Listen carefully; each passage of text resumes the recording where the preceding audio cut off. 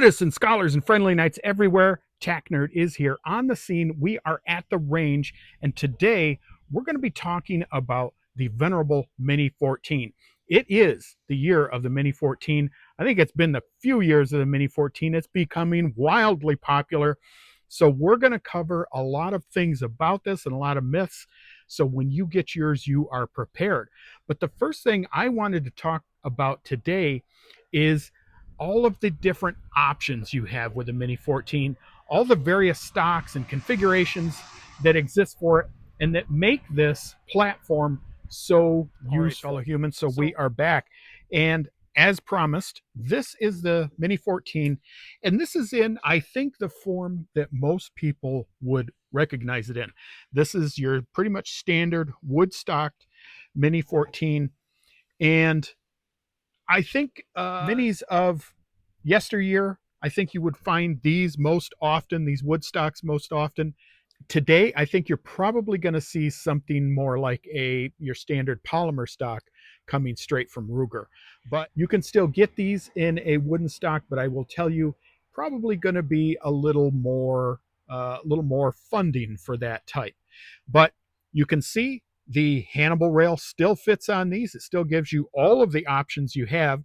Now, I have tech sights on mine, but the standard sights work pretty well for a while. Even the newer ones do still have some issues. We're going to talk about many myths in another video, and sights will be one of them.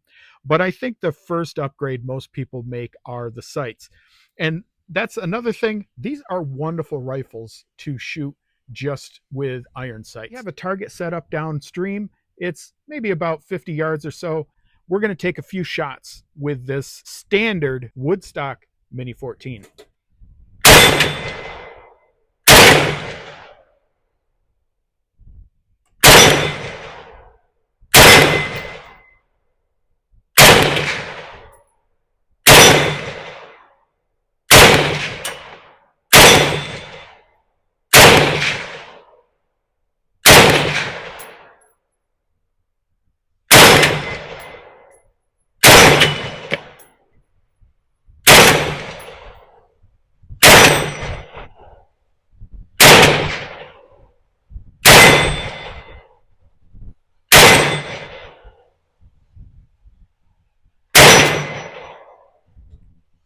And we're out.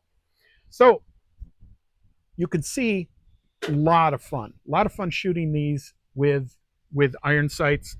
And I will tell you, if you have one of these or you're thinking of getting one, the Hannibal rail really is one of the first things you should think about buying.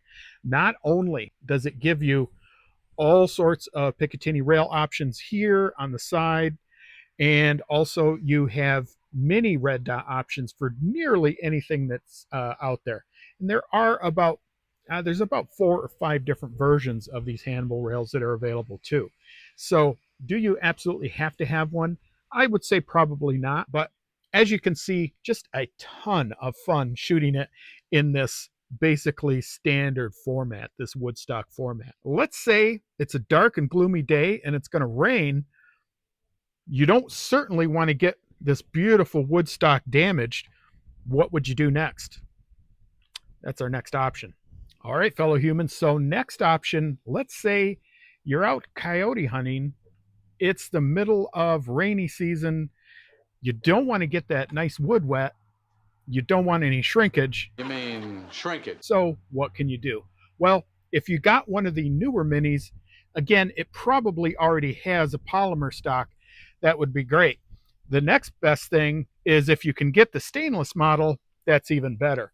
You're going to be less prone to rusting from dampness or anything like that, although you should still clean the rifle after it's wet. But I think the even better option is this, and this is a Wood-Hogue stock. This is their overmolded rubber stock. If you've had any Wood-Hogue products like this in the past, you probably know what they are and what's so good about them.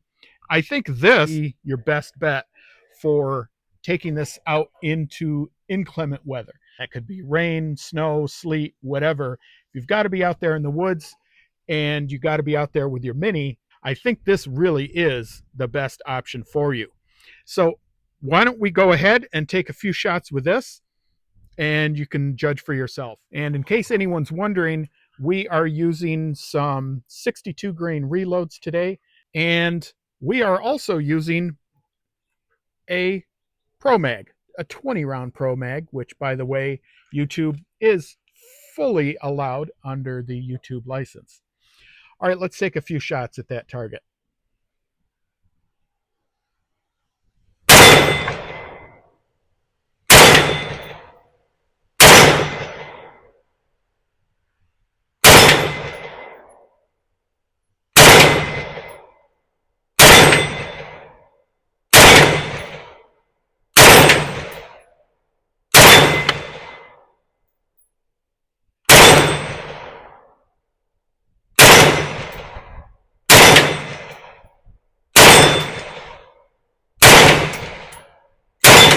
Okay, all done. So again, you can see pretty similar results.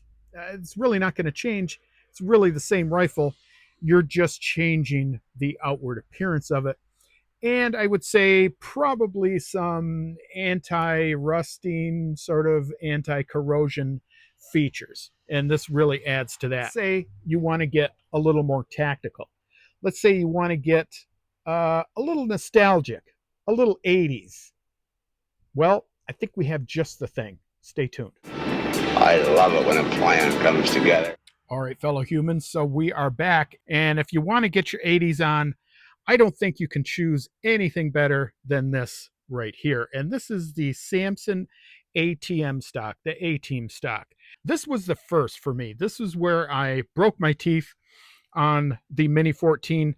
A little something out of the ordinary. I know a lot of people, at least back in the day, started on the old wooden stock, but these became so popular when Samson put them out a few years ago that I think this is the one thing that may have driven this recent Mini-14 uprise. It is a beautiful, beautiful, gorgeous stock. I even got out one of my original Ruger nickel magazines. It's a beautiful stock. And again, teaming that up with the Hannibal rail really just gives you everything you need. You've got this folding stock here. So if you wanted to shoot this, again, like A-Team, you could. Now, is this going to be as stable a platform as one of those previous platforms? I don't know, but I would say we're going to take a few shots, and I would say you're probably not going to see a whole lot of difference. I would suggest, if you want to get a Mini, if you're looking for one, I would see if you can get one of these models right now. Ruger sells these with this stock included. That's how I got this one. Samson is normally on a lead time with these stocks, so they're a little hard to get. There are some other suppliers who have them, but unfortunately they sometimes will up the price because they know they're rare. I would get one like this, and then you can get the other stocks, the more traditional stocks. You can get those as time goes on. The Hogue stocks are available just about anywhere. The wood stocks, those can be a little hard to find, and they are a little pricey, but if you look long enough, you can do it.